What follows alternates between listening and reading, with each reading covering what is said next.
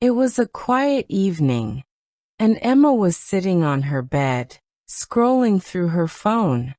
Suddenly her phone rang. She looked at the screen and saw an unknown number. She hesitated for a moment, but then answered. "Hello," she said softly. A young man's voice replied.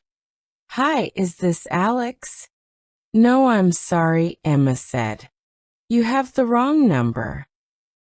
"Oh, my mistake," the man laughed. "I was calling my friend." Emma smiled. "It's okay. Happens to everyone." The man chuckled.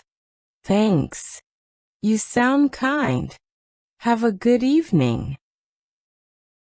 "Thanks, you too," Emma replied, before ending the call. She put down her phone and continued scrolling. A few minutes later, her phone rang again. It was the same number. She answered, a little curious.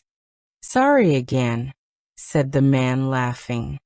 "I called the wrong person twice." Emma laughed too.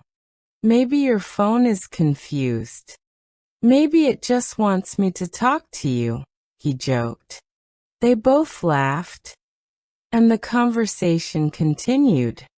They talked about their day, their favorite music, and their hobbies. Emma learned that his name was Daniel. He lived in the same city, but in another neighborhood. Their talk was easy and fun. It felt like they were old friends. After 20 minutes, Daniel said, "I should really go now." Emma smiled. "Okay, have a nice night, Daniel." "Good night, Emma," he said warmly.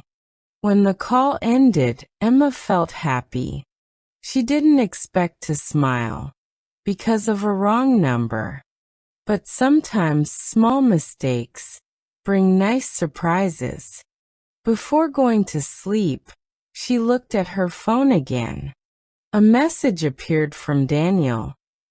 "It was nice talking to you." Emma smiled again and typed back, "Same here." She turned off her light, still smiling in the dark.